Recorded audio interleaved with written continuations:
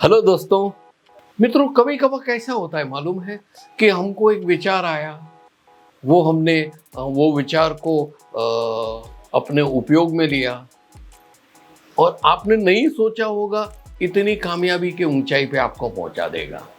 जी हाँ दोस्तों, आज मैं ऐसी ही कुछ बात करने वाला हूँ। दोस्तों, मुझे आपको या किसी को, कोई भी उम्र की व्यक्ति हो, बच्चा हो, बड़ा हो, बूढ़ा हो, कोई भी हो, उसको जैसे ही भूख लगती है, शाम को 4 बजे, सुबह 9 बजे नाश्ते में, कभी भी शाम को 7 बजे खाना खाने में, उसको ऐसी इच्छा होती है कि कुछ खाएं, तो आपको पहले क्या याद आता है मालूम है? वड़ा पाव। जी हाँ दोस्तों, आज मैं वड़ा पाव की बात करने वाला हूँ। आपने कभी सोचा है कि ये वड़ा पाव किसने खोजा, कैसे खोजा और क्यों इतना?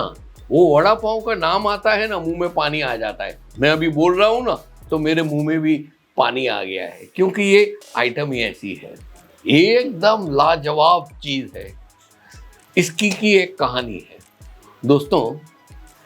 ये बात है 1966 की। 1966 में लोअर परेल, मतलब मुंबई में लोअर परेल और वर्ली, वहां पे सब मिल मजदूर काम पे जाते थे ना, अपने अपने घरों से, अपने अपने छोटे से झोपड़े जैसे घर में से सब वर्कर सुबह 6, साढ़े 6, 7 बजे निकल जाते थे और शाम को 7:30 और 8 बजे लौटते थे। दोस्तों, ये जब भागा दौड़ी करते बाहर निकलते थे अपने घर से, तब नाश्ता करने की सोचते थे। तब आगे जाते ही एक नुक्कड़ पे एक ठेला वाला खड़ा रहता था। वो अपनी लारी में पोहा और वड़े, वो दोनों रख के वो सेल करता था। उसके बाजू में एक ऑमलेट वाला था, जो ब्रेड ऑमलेट उसको खिलाता, सबको बेचता था, और इस प्रकार का उनका चलता था। और आए दिन ये साहब अपनी लारी में से पोहा और ये वड़े बेचते थे। उसमें से करते करते करते उसके विचार आया कि क्यों ना कुछ नया किया जाए, क्या किया जाए। तो उसका ध्यान गया बाजू की लारी में। बाजू की लारी में वो क्या करता था कि ऑमलेट बना के, फिर वो पाव को बीच में से काट के अंदर ऑमलेट डाल के सबको बेचता था। उसने सोचा कि क्यों मैं ऐसा न करूं कि मैं पाव को काट के बीच में एक वड़ा डाल दूं। जी हाँ दोस्तों, ये भाई साहब है अशोक भाई वैद्य। 1966 में अशोक भाई वैद्य ने ये आइडिया उनको आया, तो उन्होंने वो तुरंत उसका इस्तेमाल किया।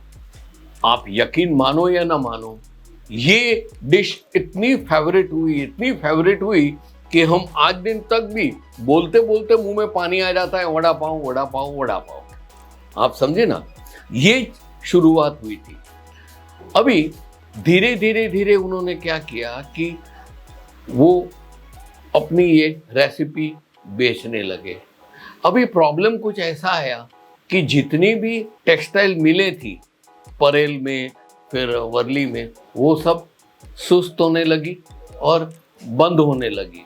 तब वहाँ से निकले सब कारीगर थे ना, उन्होंने भी यही सोचा कि चलो चलो अलग अलग एरिया में हम लोग ये वड़ा पाव की एक ठेला डाल देते हैं। और इस प्रकार ये वड़ा पाव पूरे मुंबई शहर में अलग अलग, दादर हो, वर्ली हो, फिर आगे जाके अंधेरी हो, थाना हो, कल्याण हो, सब जगह ठेले वाले खड़े रहने लगे और अपना व्यापार करने लगे।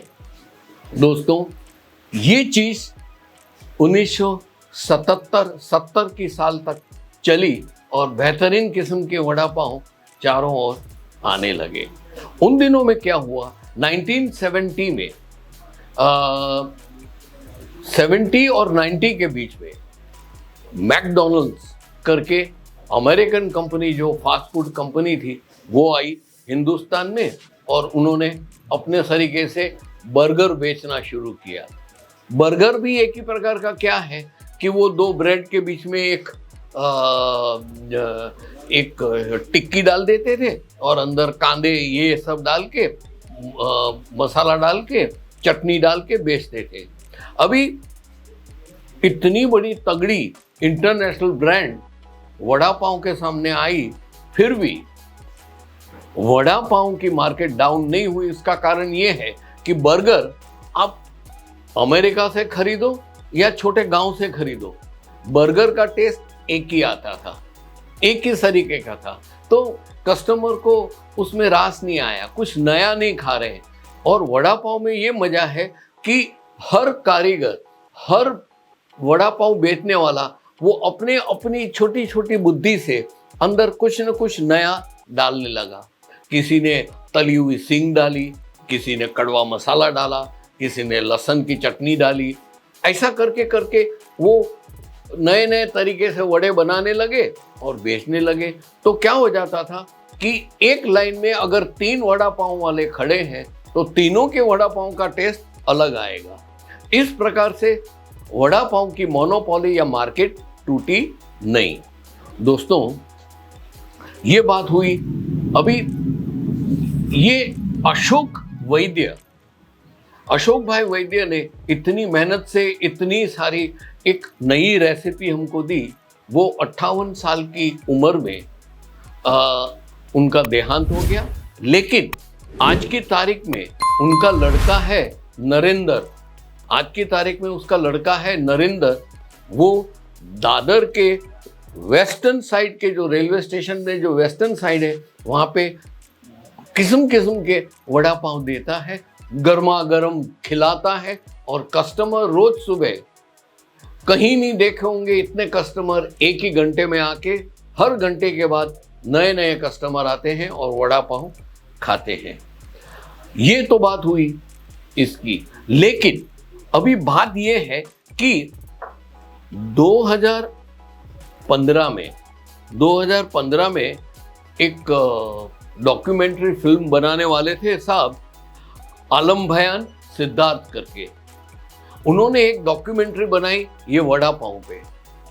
तब से ये अशोक भाई वैद्य है वो रोशनी में आए और सबको पता चला कि ये जो है इतना कामयाब जो हमारी रेसिपी है, मोनोपोली आज दिन तक।